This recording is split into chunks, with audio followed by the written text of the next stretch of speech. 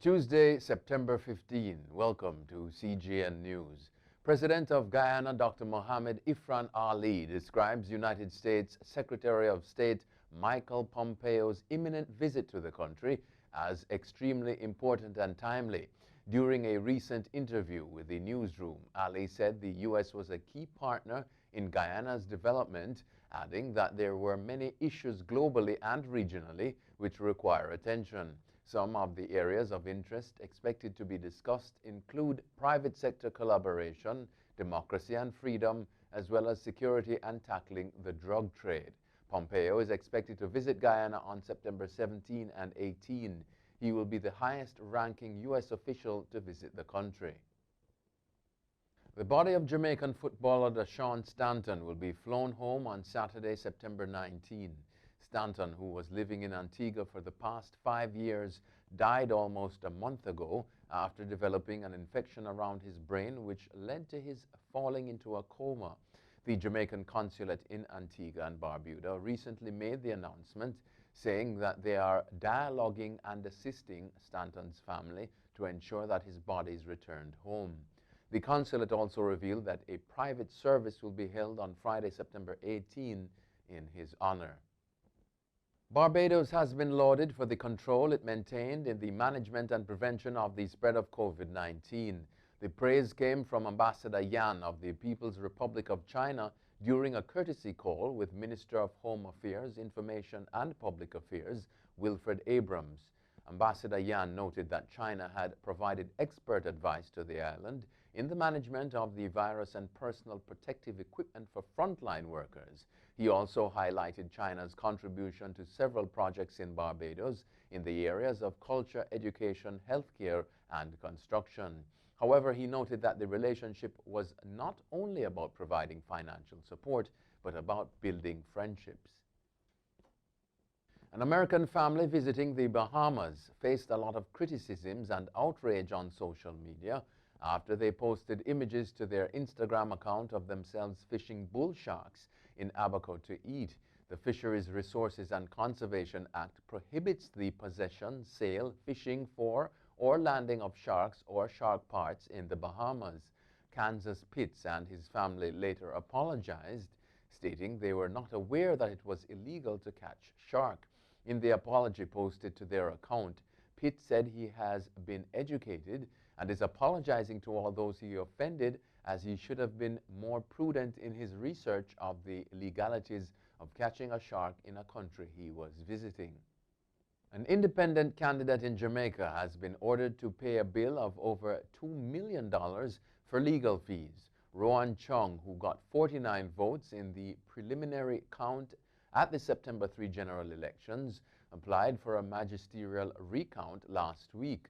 At the end of the recount, the Jamaica Labour Party's Rhoda Crawford polled 8,139 votes, while the People's National Party's Peter Bunting received 6,989 votes and Chung 48 votes. At the end of the 3-day recount on Monday, Crawford's attorneys presented Chung with a bill for $2,287,465. Authorities in Panama have discovered a new mass grave in a remote area where in January they found the remains of 7 people that police believe were tortured and killed by a religious sect. Prosecutors said Monday they believe a different sect is responsible for the new mass grave, however. Panama's TVN2 channel showed images of what appeared to be bone fragments displayed on a white sheet. The latest grisly discovery is being linked by investigators to the dismantling last month of a suspected sect and the arrest of its leader, a source close to the investigation told AFP. Senan officials linked the gravesite to the, quote, alleged rape and mistreatment of minors by the religious group. Overseas now, the Trump administration can end humanitarian protections that have allowed hundreds of thousands of people from El Salvador, Nicaragua, Haiti, and Sudan to remain in the United States, a divided appeals court ruled Monday. The decision moved many people closer to losing legal status, including families who have been in the U.S. for decades and have young children who are American citizens. The Court of Appeals lifted a preliminary injunction that blocked the government from ending temporary protected status, or TPS, for people from those 4 countries that are affected by natural disasters and civil conflict. Since 1990, the policy has granted temporary legal status, which is often extended, but the Trump administration decided to end it for several countries, saying the conditions that justified protections in America no longer exist.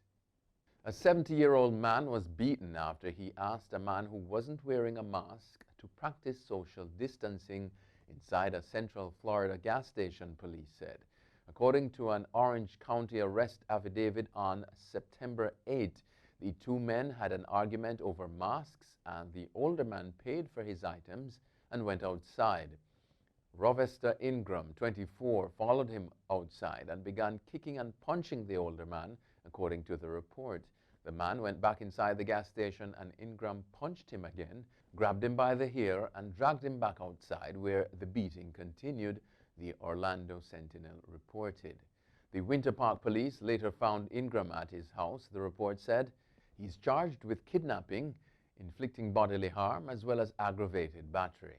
The poisoned Russian opposition figure Alexei Navalny is to return to Russia, his spokeswoman has said.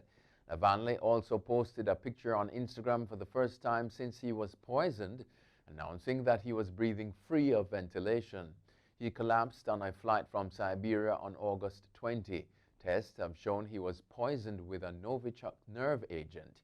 He was transferred to a hospital in the German capital Berlin, and his team alleges he was poisoned on the orders of Russian President Vladimir Putin. The Kremlin denies any involvement. A Colorado law aimed at protecting workers and students from discrimination against race-based hair traits went into effect yesterday, Monday. The Associated Press reports that the law, also known as the Crown Act, was passed by lawmakers in March. It aims to prevent hair-related discrimination in public education, employment practices, housing, public accommodations, and advertising. It is one of several policies being enacted by state legislatures in response to emerging conversations and protests across the United States calling for racial justice and reform.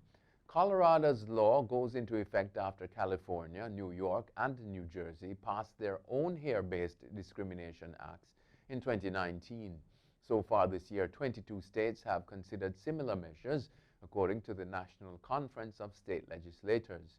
Maryland, Virginia, and Washington also passed laws in 2020. That's it for CGN News. I'm Scott Wilson. Thanks for watching.